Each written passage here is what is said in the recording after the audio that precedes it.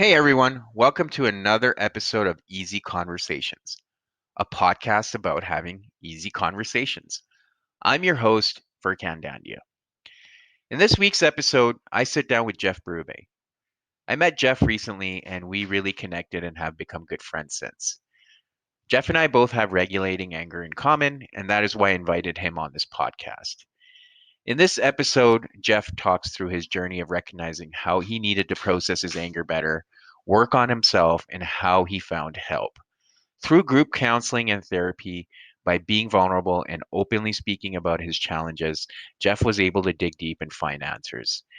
Now, Jeff is looking to give back and help other men who struggle in the same way, especially with mental health. He is also part of a charity called the Royal Oak Project. I encourage you to check out this non for profit cause at royaloakproject.org. I also applaud Jeff for not only sharing his story, but also wanting to give back. If at the end of the episode you can leave a review, I would be truly grateful. Jeff, welcome to the podcast and thanks for joining today. And so I wanted to thank you for that first. And yeah, how are you doing? I'm doing fantastic. Thanks for having me. I'm really excited to be one of the first episodes on your podcast. It Yeah, should no, be interesting. for sure. Yeah. And, I've been grateful for you sharing your story. And, I think it's really compelling and I think it could help a lot of people who kind of experience the same challenges, including myself. I've kind of been on a similar journey like yourself. So, yeah, so let's just get into it. Just for the listeners, maybe you can tell us a little bit about yourself, and then we can kind of go from there. All right. What do you want? Do you want the whole life story? How I got to where I am right now, or Just or just the we just Cole's notes. okay? So originally from Quebec City, moved to Alberta in 2005. Was in New Patch for about 5 years and ran my own company, aka was self-employed for about seven in the marketing slash web application development capacity. Did a little bit of went back to school when I was 28. Have a family, two kids, 10-year-old daughter and a 5-year-old son. I'm separated at the moment. Currently work downtown Calgary. I'm in sales and marketing in oil and gas. That's Cool. So you the overview. moved out to Alberta like during the boom. How was that? Yeah, no, I totally did. So my brother he traveled out west. He went on a car ride for 2 weeks, and Yeah. he ended up landing in Grand Prairie at some point. And back in the days, I was 20 years old, and I wasn't going anywhere good with my life in Quebec. And so when he came back, he's like, "Hey man, if we get our H2S ticket, which is $200, and our first aid ticket, which is $160, we can be on our way to making $85,000 a year without any education." And I was like, "Are you serious?" He's like, "Absolutely." I was like, "Okay, let's do it." So we both bought a one-way ticket to Grand Prairie, Alberta. We didn't know where we were going to stay. 1 week later, we're on the plane, landed in GP. Didn't know where we were going to stay. $500 in our pocket and a suitcase full of clothes. And that was it. And we made it work. Wow. So So, yeah. I've never been to Grand Prairie, but at least I know a lot of my friends have been there. So I guess for the listeners who've never even heard of Grand Prairie, can you maybe give us an idea of what it's like there, what kind of town it is, and moving from Quebec City, leaving your family behind, what was it like going there, even though you were there with your brother? But So Grand Prairie is a very transient town. It's I call it the promised land for high school dropouts. So you can land there and have an very well paying oil and gas job with little to no education at all. Um, and leaving Quebec was I mean, it was stressful to an extent, but it was also exciting. It was a way to cut the ties with the parents, fly on your own. I can't say that I had this, you know, didn't feel like I had, what do you call that? Separation anxiety or anything like that. Yeah, yeah. I was more excited than nervous about it. Okay. And you're so is it still the same in Grand Prairie? Like oil and gas is pretty busy, you could get a decent job, or it's kind of quieted down now with the current economy? To be honest with you, I'm not sure. I think that it might still be one of the more booming areas. You and I being in oil and gas, we know that the current area that's doing anything is Northeast BC or Northwest Alberta, because they have all this Duvernay and Montney gas play that's happening right now. So I haven't been there in I haven't been there in 5 years. So I'm not sure what the situation on the ground is there, but um, if there's anywhere you want to be in Alberta to be getting a job right now, that's probably one of the better places. Yeah. Yeah. And just to give an idea, what's the nearest biggest hub from Grand Prairie, and how far are we talking? So Grand Prairie is the biggest hub in the area. It's a 60,000 people town, but it serves as a hub for about 300,000 people. So people from Peace River and Dawson Creek, Fort St. John, all of those places around there come to Grand Prairie because it's got all the amenities and a decent sized mall and all Yeah. that good stuff. So, and then from there, the closest thing would be, if you're headed east, would be Edmonton, which is about 5 hours away.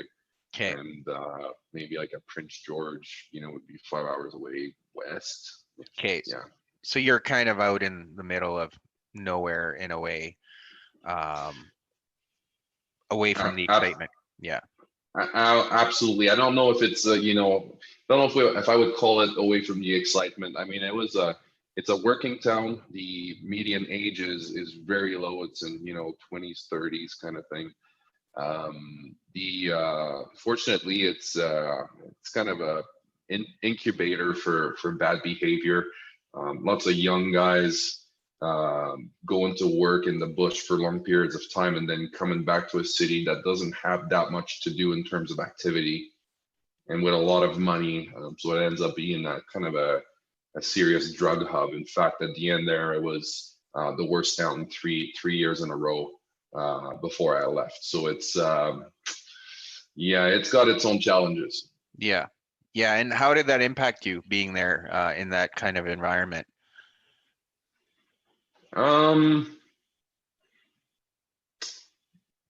I'm not sure. I mean, I think we're all a product of our environments, depending on the stories that we play a part in those places. I'm sure that it had some effect on me on the ways that I think and both positive and negative.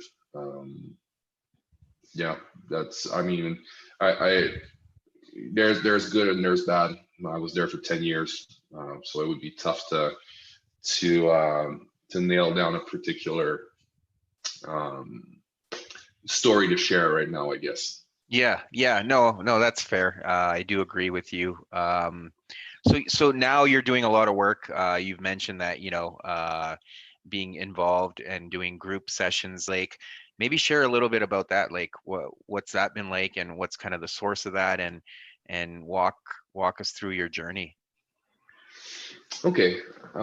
So yeah, I think some of the conversations that you and I have had, we've connected a lot around men's mental health, Yeah.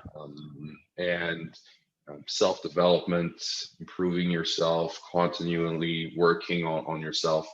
And so some of the stuff that I shared, my struggle throughout my life has been mostly with anger. I've had a struggle with anger, for which I've done all self-imposed work about. So I attended the John Hopkins Society in Grand Prairie, which was your typical anger management program, like 13 session, 12-step program type of thing, which I didn't find to be super effective. And then when I moved to Calgary, I started noticing that the stress from work was getting carried into my personal life. And I started noticing that my anger was more present. I was more snappy, and I was taking it out on my kids. I was taking it out on my partner, not in a physical manner, Yeah. um, but certainly what you could qualify about as emotional abuse at times. Um, Not on purpose, not in narcissistic fashion, but Yeah. um, just I was battling my own stresses and my own um, notions and ideologies, and was very inflexible. So I decided to research and to see if there was any anger management programs available around. And I ended up landing on one that was put on by the Calgary Women's Shelter.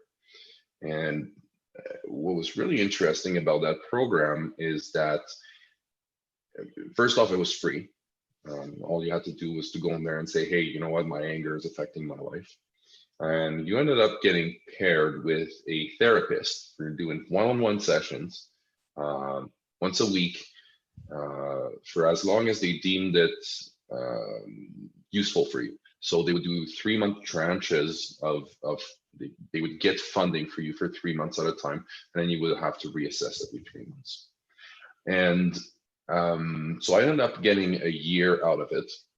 And one of the really, really interesting parts about it is that every time that I would go in, I would do a check-in with what's called, I think it's called ORS or something like that. And basically, it's like 4 sliders on a screen. You sit down and you gauge how you are doing in 4 different areas of your life.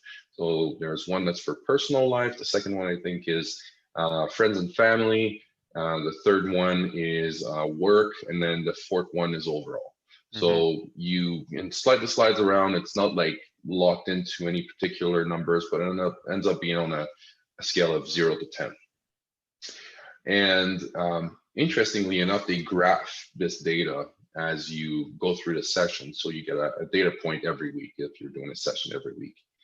And it was really interesting to see at the end of all the sessions, kind of the progression, not only in terms of where my average was sitting, but also about the kind of the delta, like the amplitude of the fluctuations, about feeling really down or really up, Yeah. and how therapy for a year was able to stabilize that, where the ups and downs were much less pronounced and they were in more of the upper area of the graph, Hmm.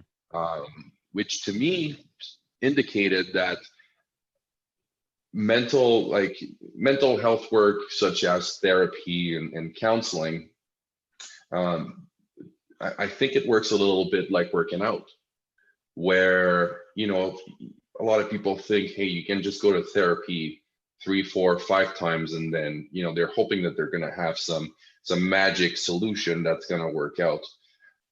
And the reality is more like normal working out, where after 1 year, if you take 2 pictures, one when you start and one after 1 year, you're actually going to see a difference after 1 year. But if you Hmm. do one picture after one session and one after 5 sessions, there will be zero, uh, virtually no difference, right? Yeah. Yeah. So yeah, that's a little bit of what I shared. I think with you was Yeah. around the therapy and how I think it really helped to improve my general disposition. Yeah, no, that's awesome. I think I love the analogy you use because I've used it too, and it's yeah, you basically have to train your brain like you would train for sports or your muscles, right? And it takes time and effort, and you have to stick with it, and you have to do all the things right. And there's gonna be days where you fall back or kind of recede, but it's being able to pick yourself up again and keep moving forward. I guess an interesting thing though, and again, I do want to make sure that we acknowledge that there's nothing wrong with anger. It's Mhm, how it's what we do with it, right? mhm. And that's where the challenge is most people, including myself at times, it's I don't know how to channel that anger. And it sounds like that was the work you were doing.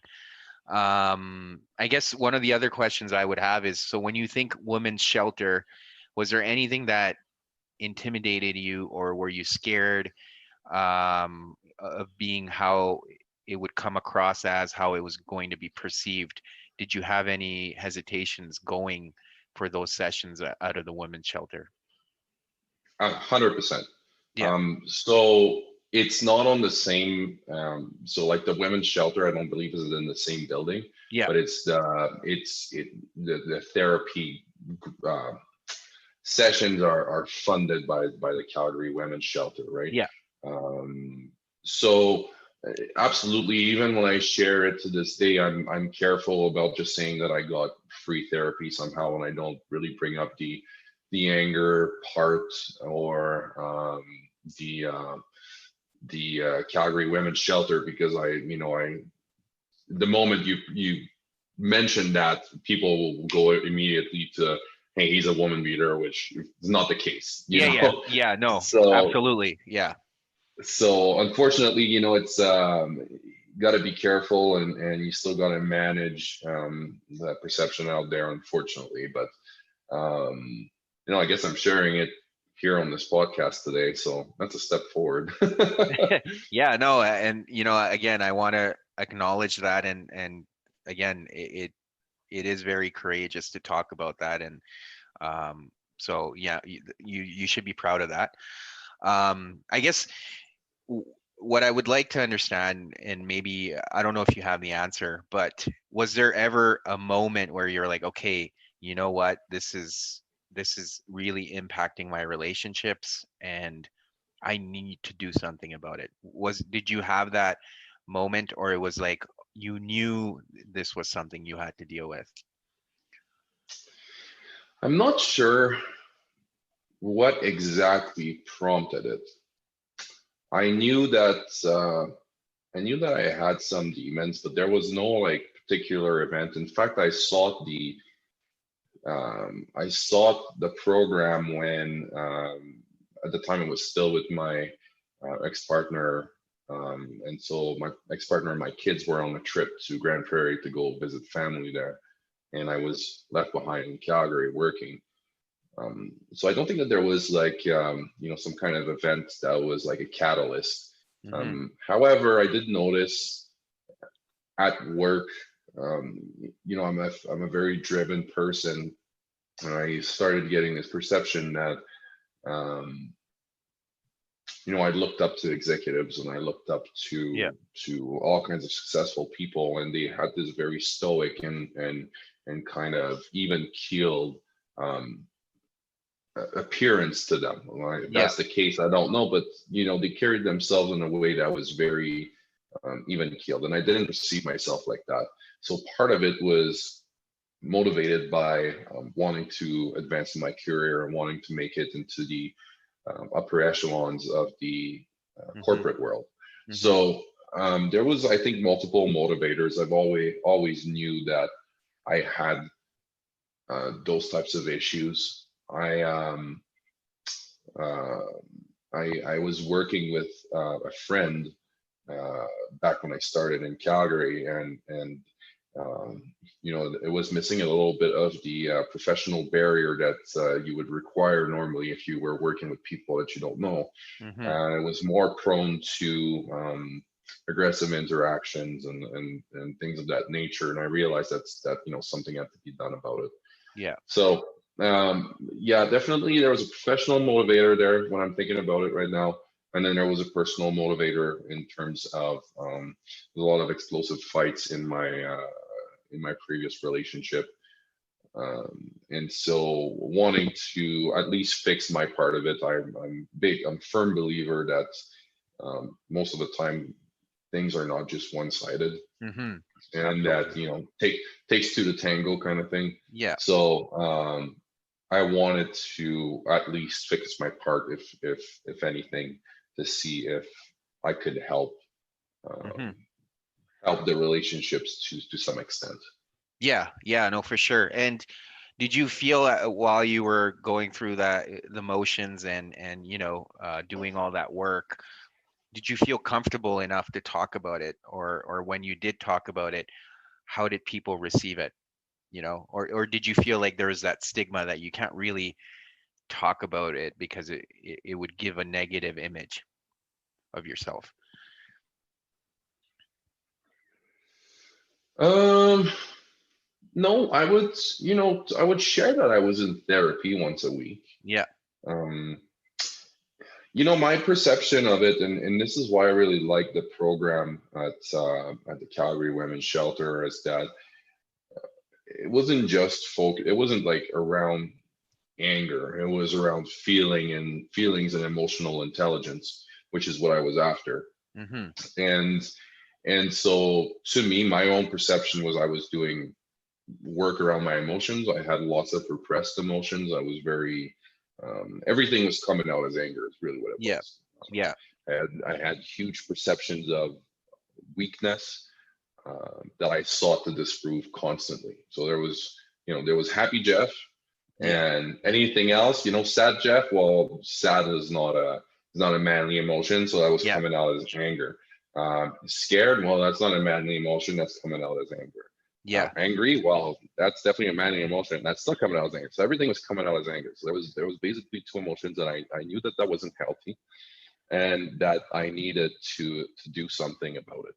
And so sharing that, saying that I was in therapy, to me, the concept of therapy wasn't shameful.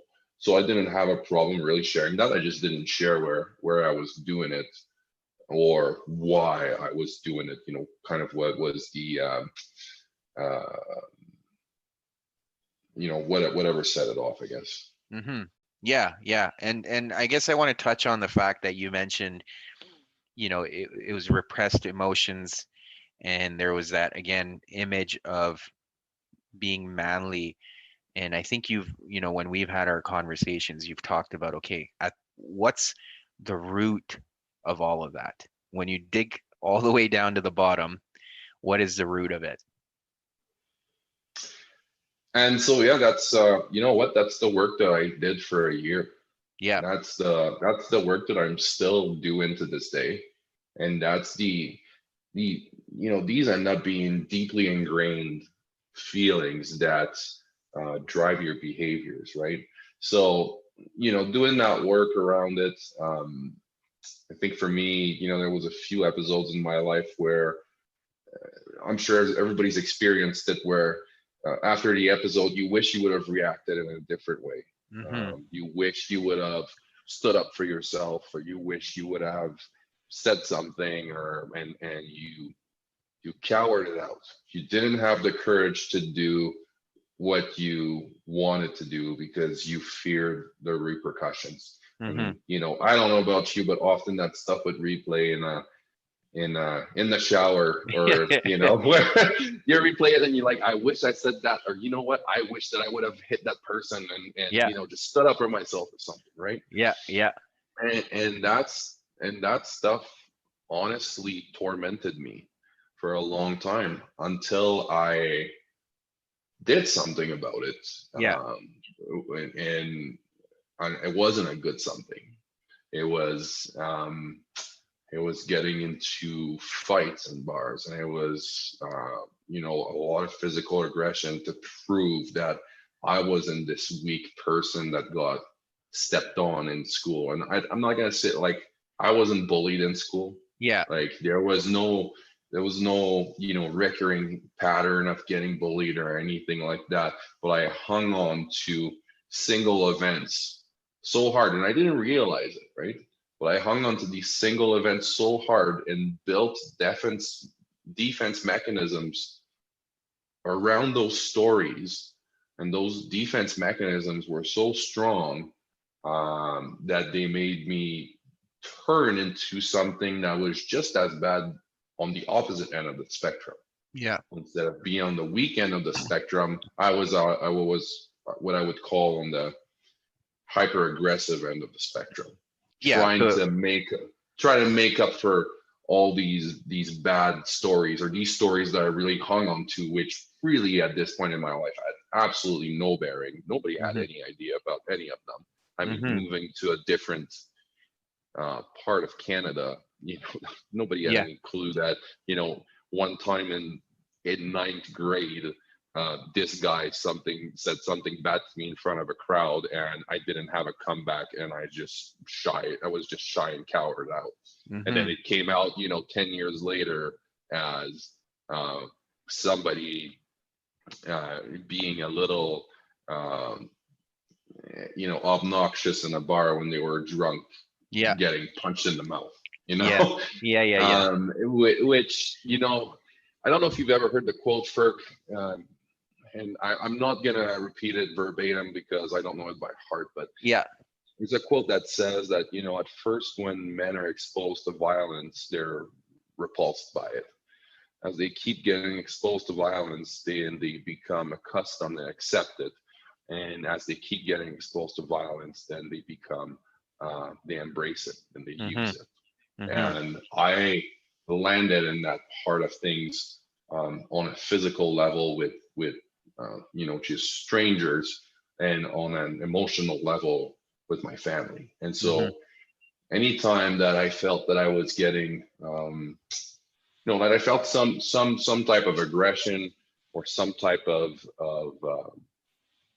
reprimand, or somebody's, especially with your partner, when your partner, is accusing, I don't know if you want to call it accusing you of something, or saying that you've done something wrong, excuse me, you um what most people hear, it doesn't matter what the message is, it all ends up coming down to a thing that's, I'm not good enough.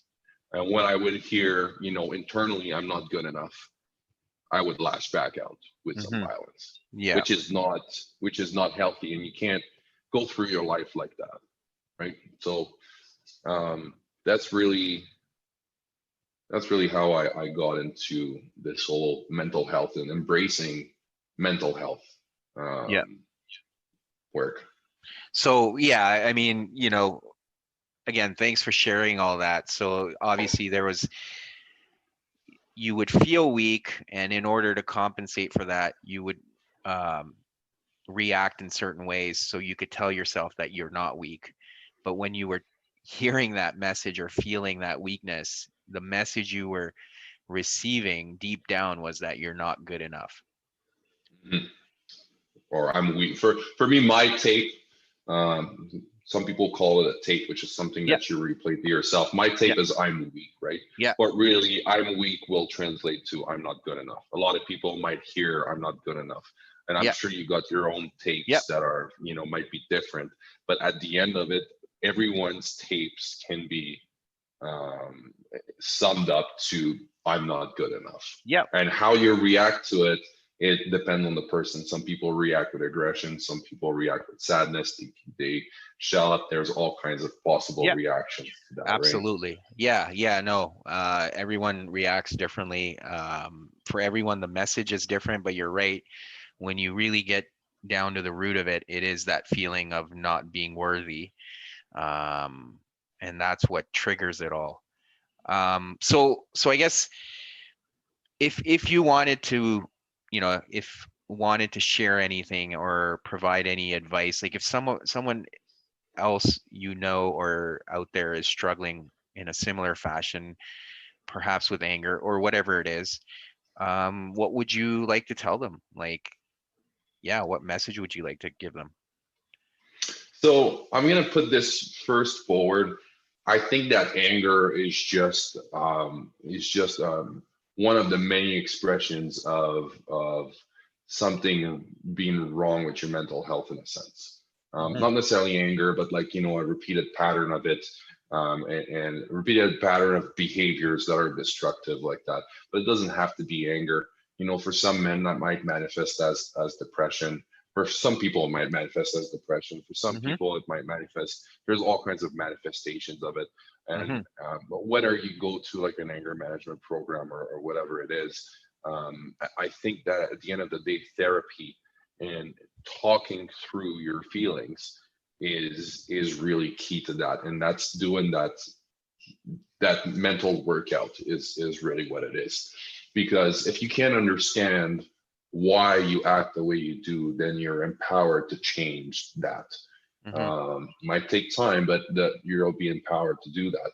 And so my advice and um, as a result of doing all this therapy and receiving it for free, being part of these programs, um, I'd love to give that back to men in particular, because I feel that men are probably the segment of the population that's most left behind when it Mhm. comes to mental health matters. Mhm. Um, I think that there's still a huge stigma around it. Talking about going to therapy or counseling is perceived as weak.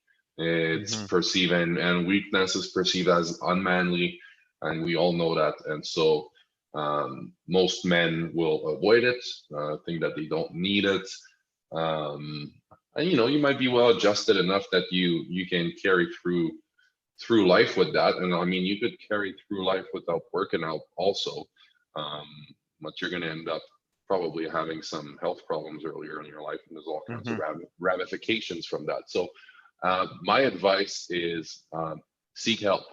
Um, Talk with people, you know find therapy if you can. There's sliding scale therapy. We all know that therapy is super expensive. Mhm. Find those free programs, or seek sliding scale therapy that's based on your salary so that it's affordable.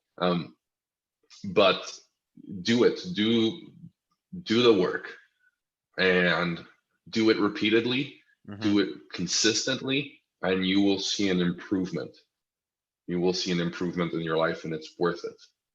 Okay, well, no, that's amazing. Thank you for sharing that. I completely agree, and I couldn't have said it any better.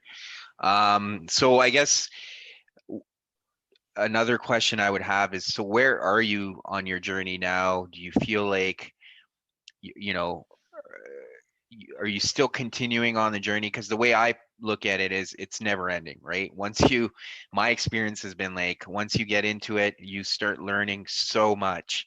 And, just when you think you've worked past one issue, another one kind of surfaces and you're like, oh, wow, okay, well, this is another thing I need to work through. But where are you on your journey, and what do you think about that? So on my journey currently, I am up and down still, to an extent. It's not as bad as it used to be, but I still have, what I feel are relapses. And my goal is, as I tell it to my therapist, is to be what I call movie dad. So, Yeah. we know the dad that we see in the movies that wakes up and is just, so emotionally intelligent. It's that Steve Carell dad, or it's that, you guys know exactly which dad I'm talking about. And so my journey for me is always, as I said, I think that no matter what your issue is, whether it's sadness or it's anger or it's whatever, or fear, anxiety, you name it, it all comes down to therapy. So my journey for me is, currently I came off that program, but they offer other programs, and so Hmm. right now I'm doing groups once a week, on Mondays, that are small groups of men that have went kind of through the same therapy thing, and these ones are around parenting. And so I guess that's my workout. You get to share some of the challenges you've had around parenting, and they give you, so there's two programs I went through. The first one is called Caring Dads, which is about 20 weeks. And that one is basically about parenting, whether you're with your partners or not with them, Hmm. and having some good behaviors. And to be honest, I don't know that that's so much for the program that I'm there, but it's more for the therapeutic aspect. And once again, talking about an emotional intelligence, that empathy piece with your children, with the people that are in your life. And then the second one that I'm doing right now is called Circle of Security. Once again, all these are all free programs that are put Hmm. through, uh, put on by the Calgary Women's Shelter. And so with that, that's part of my journey. The other part now is that I want to give back uh, to people. I want to, I feel incredibly uh, blessed and grateful to have been able to go through all of this therapy at absolutely no cost, but just my own time commitment. And I would love for as many men as possible to be able to go through that as Hmm. well at no cost. And because I think that, um, if we had more emotionally intelligent men around, and I know emotional intelligence sometimes sounds a little bit weak to some guys, but it's not about being, a feminist or being a weak person. Um, this is about being emotionally intelligent with your family and with your kids, and your kids feeling safe to come to you with your emotions. Often if you ask kids if they had something tough to talk about, who they would go to, Yeah. you'd naturally gravitate towards mom. But what if they could gravitate towards both parents, Yeah. very easily? Um, so with that, I'm in the process of starting an organization, a not-for-profit organization to raise money for men's mental health and to try and provide funding to this Calgary Women's Shelter program to start with, and try and put more men through it. But hopefully, um, provide similar like money in different cities for similar programs, or even in state these Hmm. types of programs in Alberta, in Canada, and internationally eventually, so that as many men as possible are able to do this and to experience this, and to become better for themselves, their families, their coworkers, and their social Yeah. lives. Yeah, no, that's amazing and very noble of you. So while we're on that topic, if people want to be a part of this, or if they want to learn more about this program, how do they find out, or where do they go to get more details, or be able to support it? All right, so we're in the process of putting the website together, but the name of the organization is called the Royal Oak Project, and you can find it online at royaloakproject.org.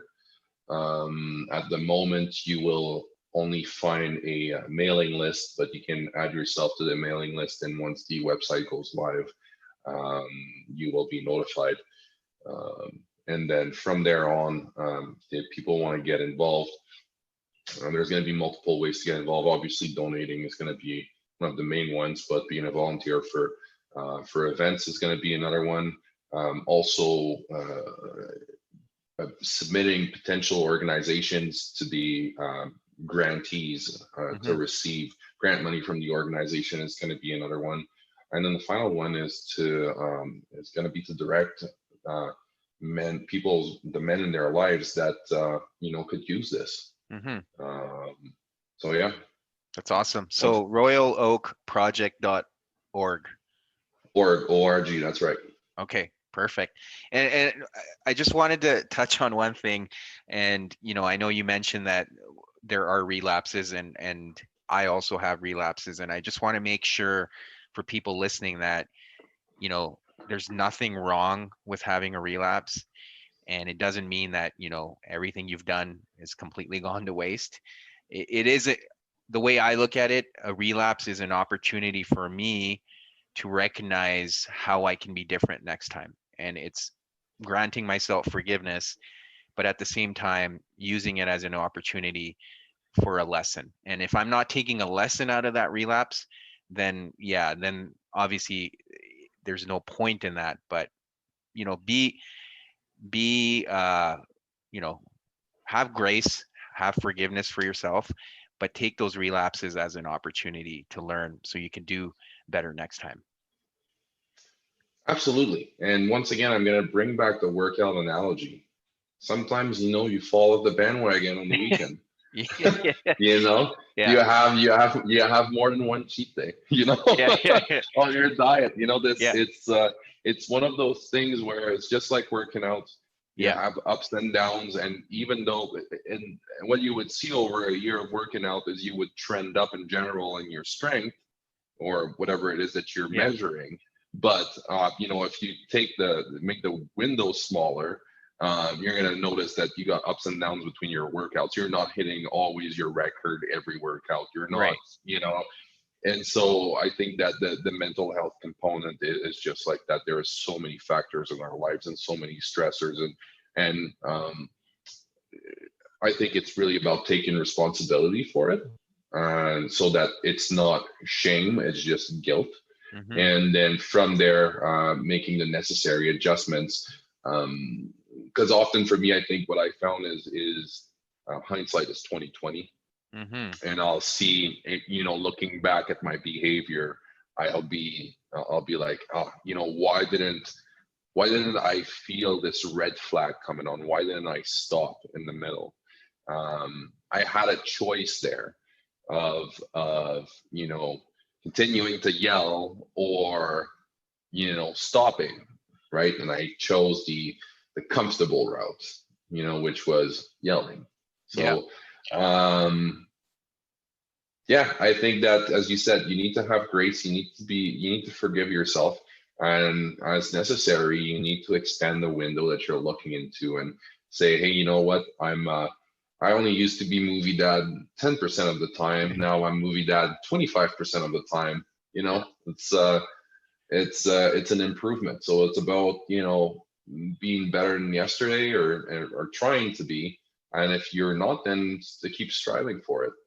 Yeah. No, I completely agree. And thanks for touching on that too. But this has been great. I'm again really grateful you came on here, shared your story, the message. I really hope people take a lot out of this because I did. And again, I want to express, again, gratitude for you being vulnerable enough to share your story. And you have a lot to be proud of, and everything you're doing now in terms of the work to give back is phenomenal. I'm sure it's going to make a big difference in the lives of other people, whoever experiences the program as well as the people in their lives. So that's amazing. Any final thoughts or anywhere you want to share if people want to get a hold of you? Yeah. Um, yeah, as I said, I'd say the main thing is yeah, connect on, go visit the website, add yourself to the mailing list so you can informed about what we're doing with the Royal Oak project. And if you want to get a hold of me, connect with me on LinkedIn. Add me up on Okay. LinkedIn, All and right. yeah, that's about it. Okay. Awesome. Okay. Well, thanks again. Well, that's the end of the podcast. Thanks again for tuning in. I hope you enjoyed it as much as I did. And again, please leave a review at the end of the episode. I would truly appreciate it. Until next week.